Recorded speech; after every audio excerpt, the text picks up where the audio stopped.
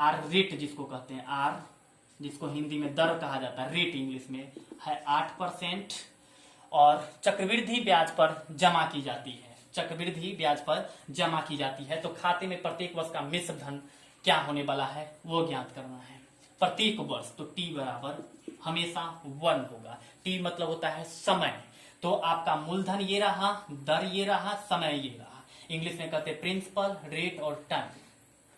तो इसका चक्रवृद्धि ब्याज क्या होगा 1 साल का, तो उसको हम पहले ज्ञात करेंगे। तो यहां पर हम लिखेंगे CI बराबर P इंटू 1 प्लस RY 100 पर पावर N। N मतलब होता है टाइम। इस फॉर्मूला पर बैठाइए। P कितना है आपका, तो 10,000 और 1 प्लस R कितना है, तो 8 बटा में 100 पर पावर N।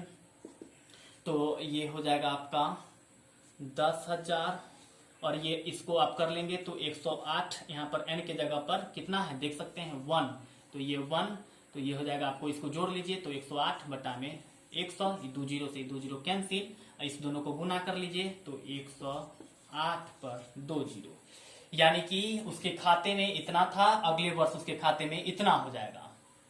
तो यानी कि T1 बराबर ये हो गया, T1 और T2 आपका ये निकल चुका है। T3 क्या होने वाला है, तो इसके लिए देखिए T3 बराबर रेट और टाइम, मतलब कि दर और समय वही रहेगा, दर और समय वही रहेगा, इसमें कोई चेंजिंग नहीं होगा, लेकिन मूलधन बदल जाएगा। मूलधन हो जाएगा यहाँ पर 10,800। तो यहाँ पर जब हम लिखेंगे P इंटू 1 प्लस RY 100 पर पावर N, तो यहाँ पर P के जगह पर ये वाला आ जाएगा 10,800 और 1 प्लस R कितना है, तो 8, R को हिंदी में दर कहते हैं, तो दर बटा में 100, और N को समय कहते हैं, तो टाइम कितना है, तो 1 है, तो यहाँ पर 1, फिर 10,800 गुने में ये हो जाएगा आपका 108 बटा में कितना, तो 100। तो यहाँ पर ये आपका फिर ये जीरो से ये जीरो कैंसिल, 2 जीरो कैंसिल, तो अब आप 108 को 108 से गुना कर लीजिए।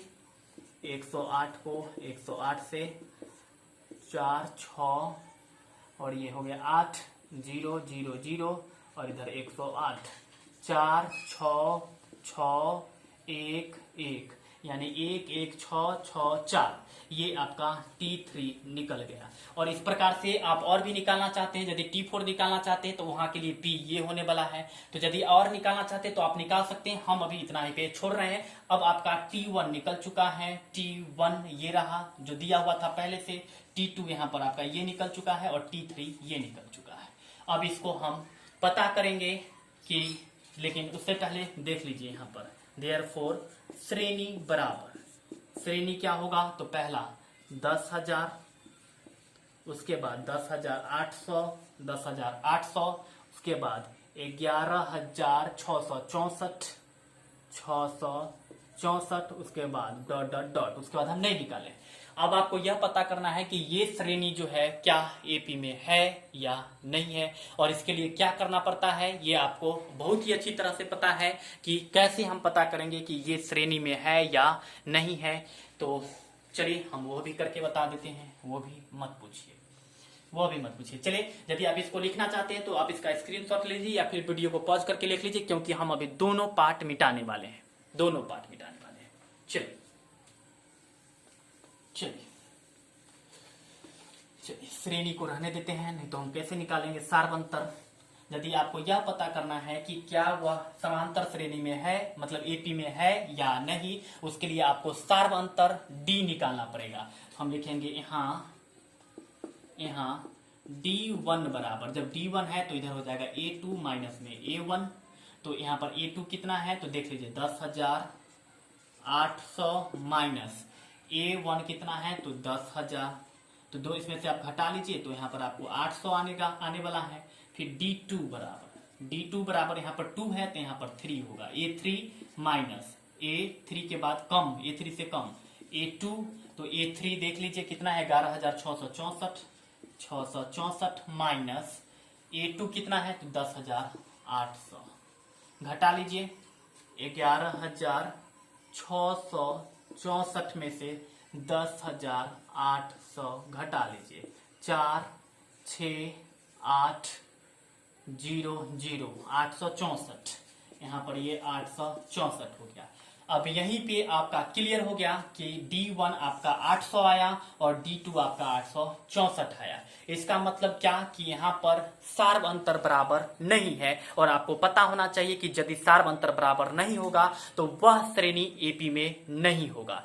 एपी मतलब समांतर श्रेणी में होने के लिए सार्व अंतर बराबर होना अनिवार्य है। यदि सार्व अंतर दैट मीन्स कॉमन डिफरेंस बराबर नहीं हुआ तो वह एपी में नहीं होगा।